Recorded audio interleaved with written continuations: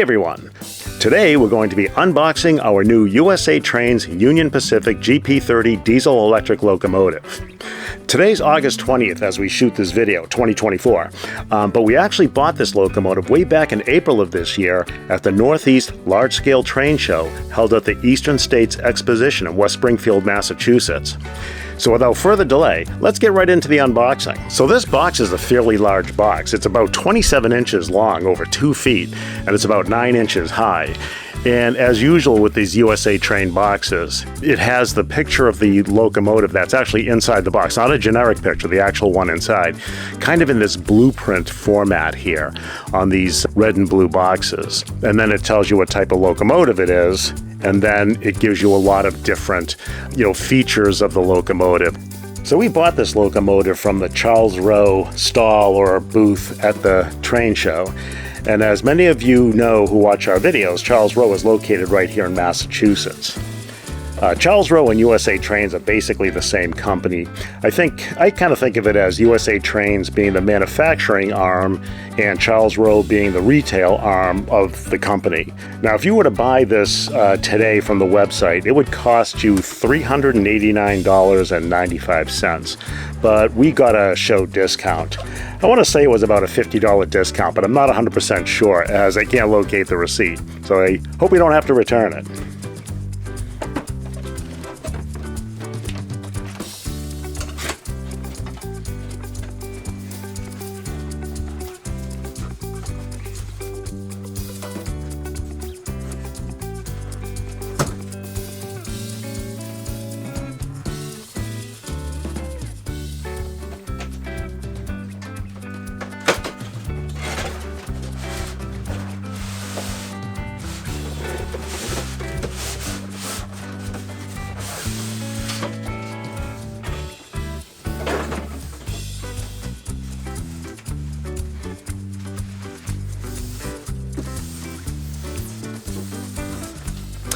As you can see there's some parts on the side here as I expected, so we're going to have to do a little bit of assembly here once we get it all unboxed.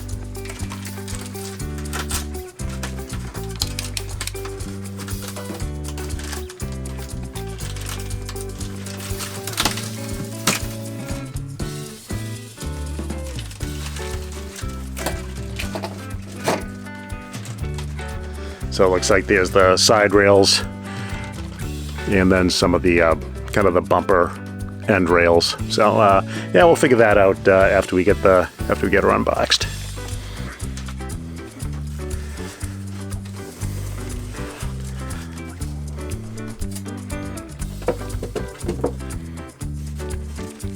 And you can see it's beautifully packaged. The styrofoam containers, they fit like a glove. Those vehicles, the locomotives and rolling stock, they just don't move in that packaging. It's so good. But yeah, you can kind of see it through the plastic. It's a nice looking locomotive. And then we have some more pieces here to put on. So there's going to be a little bit of assembly here. The locomotive itself is intact. You can run it without all these pieces, but these are all the delicate little things we'll have to put on. And then it comes with some reading material here, owner's manual. Those manuals just tend to, registration card there, the manuals tend to just show you how to put the pieces on and also wheel lubrication and little things like that. All stuff you could find online. And then there's a nice parts list right there. USA Trains has a full, service section where you can buy any of these little parts that would break easily. You can buy them right off of Charles Rowe or USA Trains. We've had to order parts in the past, and they've pretty much come right away. Although we sometimes save up our parts list, and when we visit once or twice a year, we'll go up there with our parts list and grab what we need.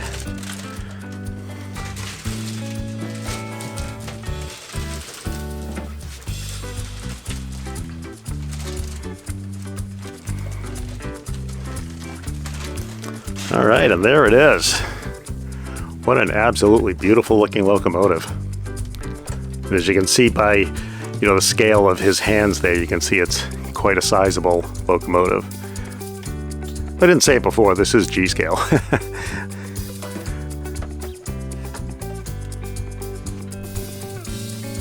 All right, so there's a good look at it. We'll give you a look from all sides here once we get it on the turntable. So what we're going to do here is we are going to take the little parts here that come in that bag, and what we're going to do is we're going to put this thing together first. Put all the parts on it, and then we'll throw it on the turntable. So you can see here on the side where it says Union Pacific, you can see that walking deck there in gray.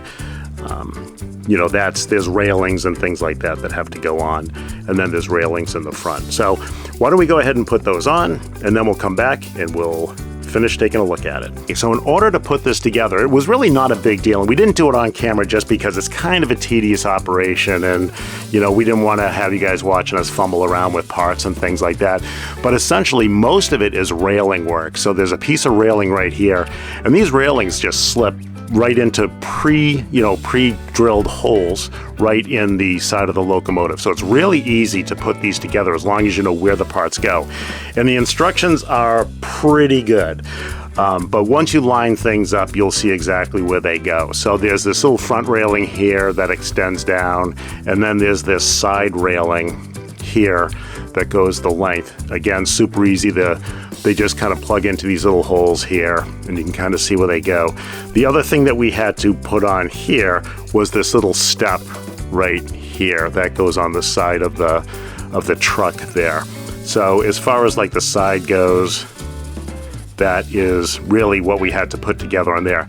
And I'm just going to point this out here. We'll look at it from the top, but there's also a little cover at the top of the locomotive there, and that covers up the smoke fluid hole. But like I said, we'll get a better look at that when we look at the top.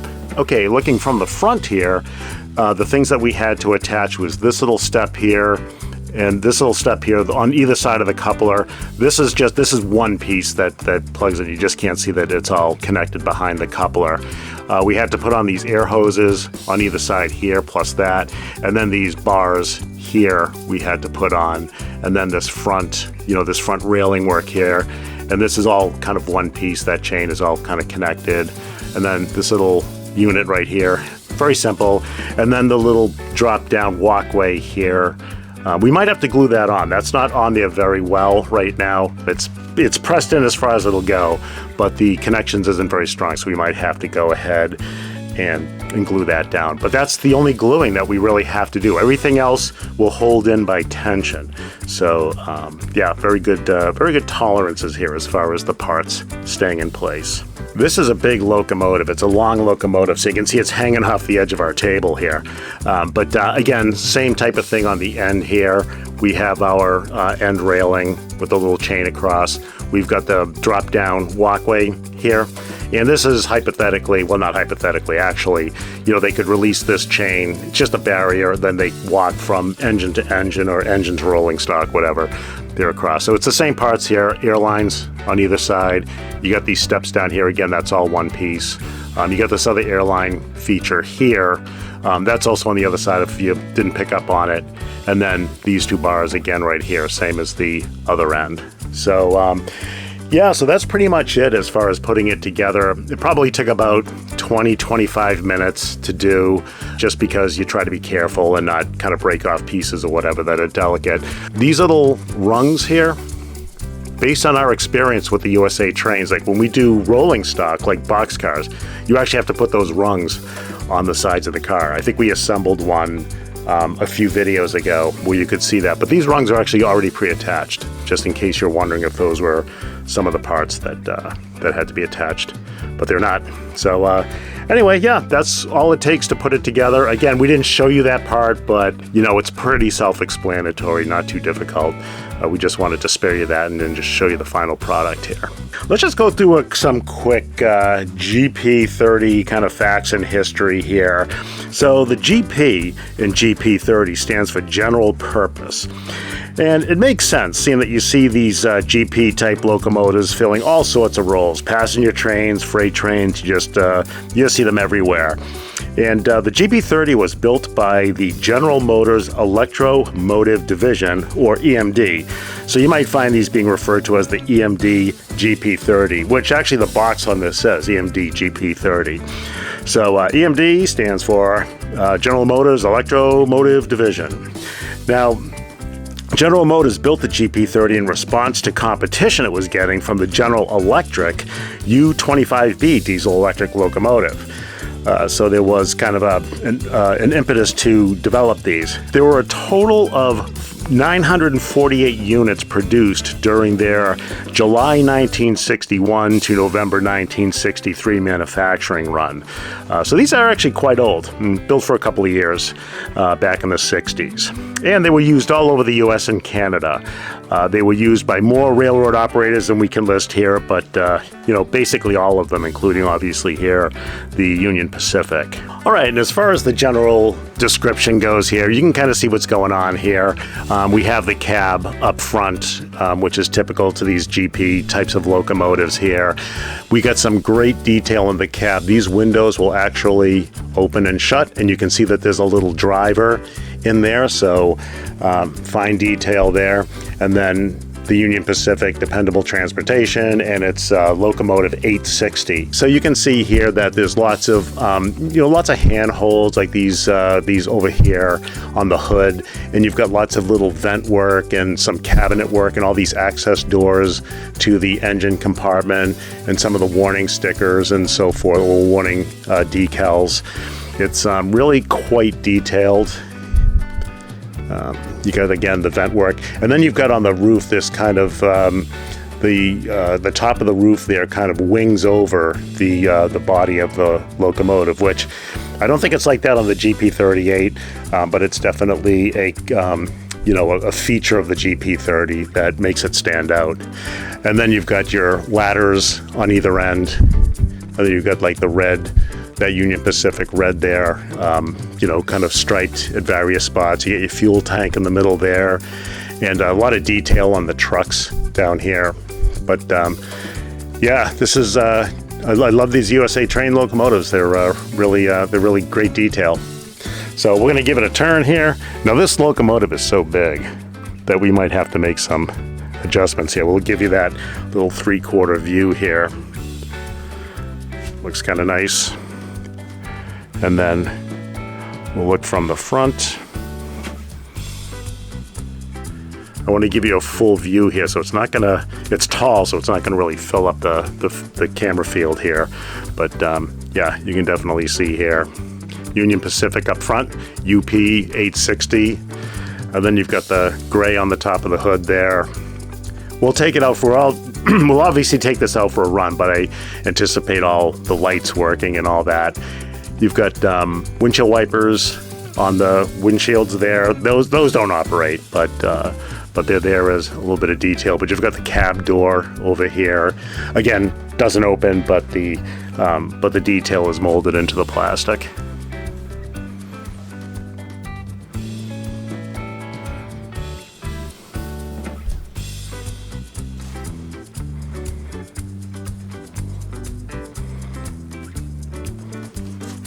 Then as we continue around, this side here is the exact identical to the opposite side.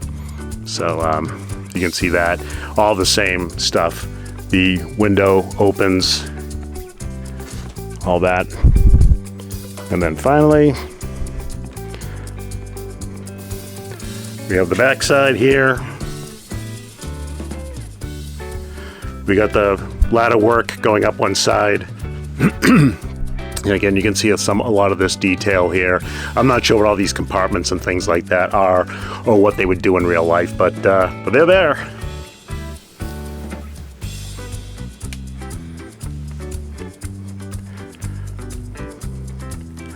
We'll just give you a zoomed in shot here of that cabin door. There's a little nook and cranny here that we should probably show you, because that's not going to show up very well in a side view or a lengthwise view.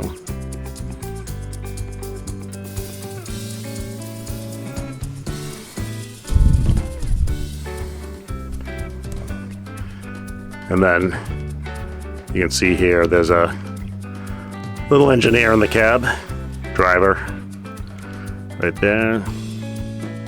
You can see some of the other detail of the cab there. All right, let's take a look at the top and the bottom. Okay, looking at the top here, this is just a general shot here of the entire top, but we'll just go ahead down here and we'll zoom in. So you can see the top of the hood is gray. It's got a little hatch there, or an access panel of some sort. And then as we make our way down, you'll see the horns on top. Some of the fan work here. And then at that far end, again, you can see those kind of handhold railings there. So this little bit right here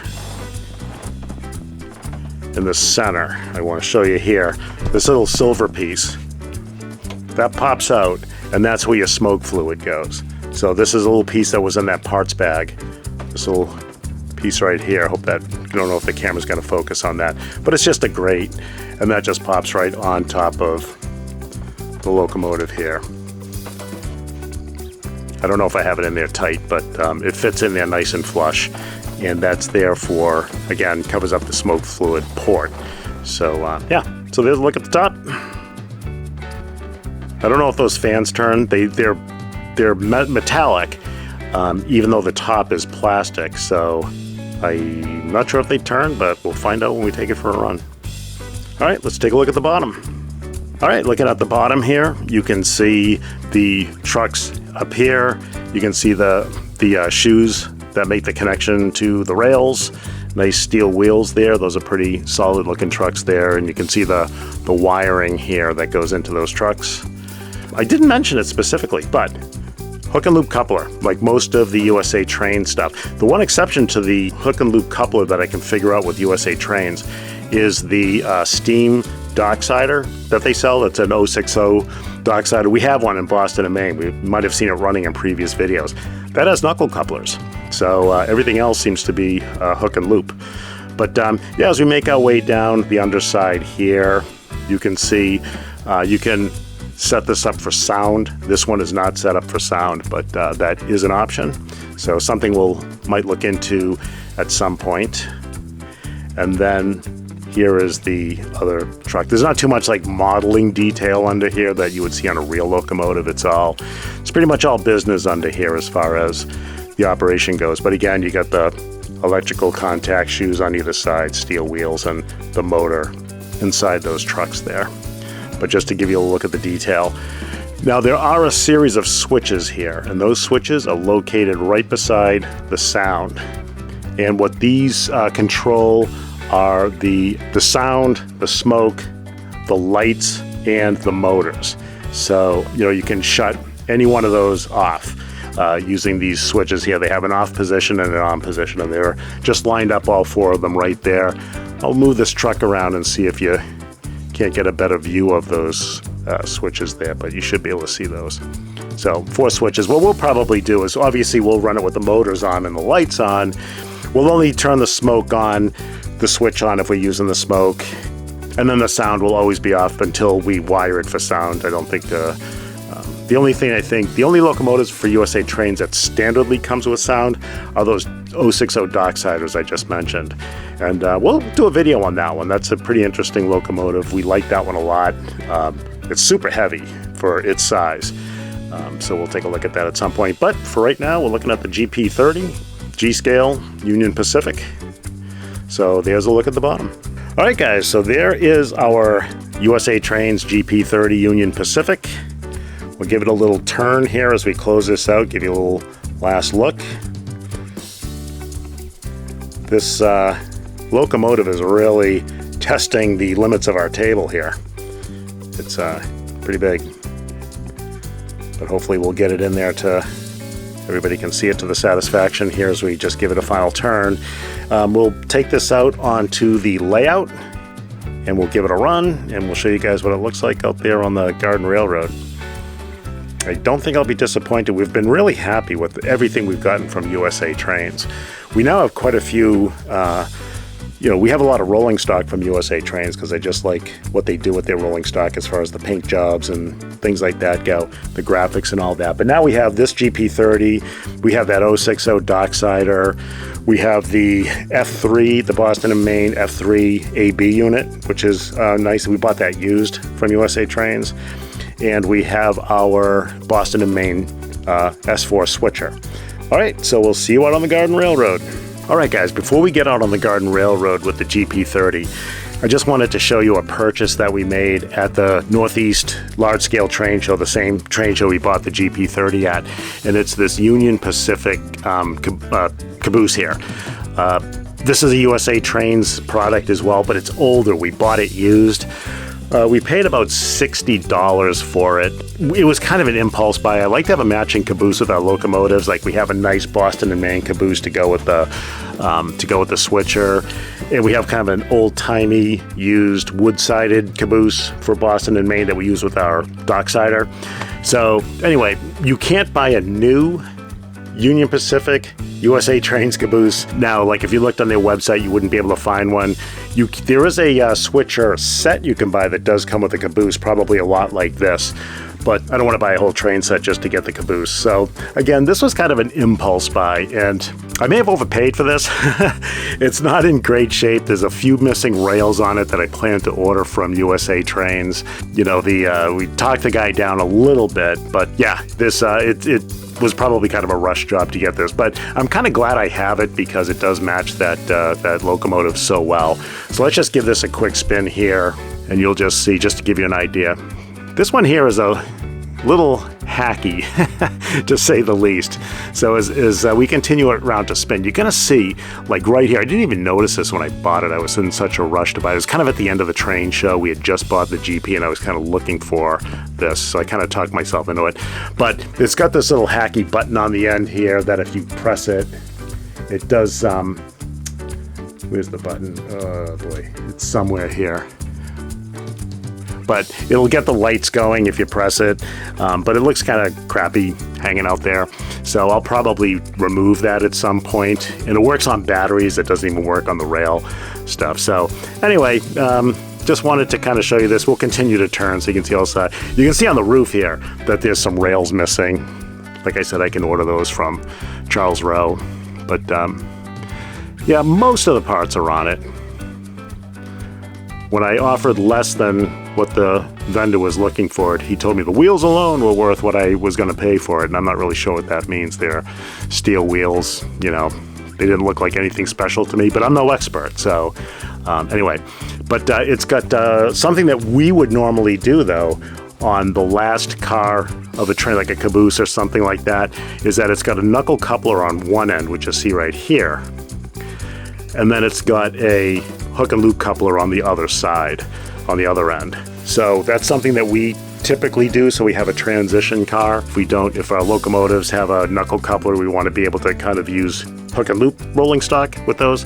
So we'll usually have a transition car, so this will serve that purpose. But yeah, just to show you the caboose we bought with it. Again, we probably didn't get a great deal on it, but $60, it's, as long as it's functional, I think it's fine. We can fix it up, I think, with some spare parts. But yeah, we'll get this out on the railroad too for the first time, and we'll run it with our new GP30. So, all right, see you out on the railroad.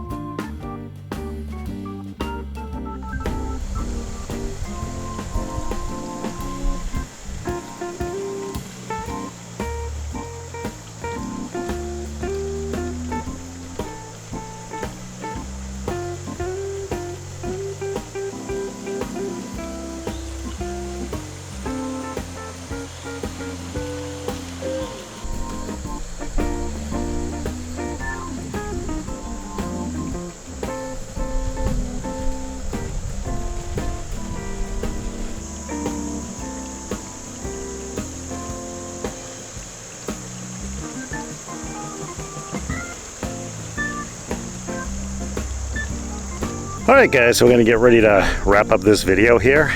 But yeah, first we'll give you our assessment of the USA Trains Union Pacific GP30 locomotive.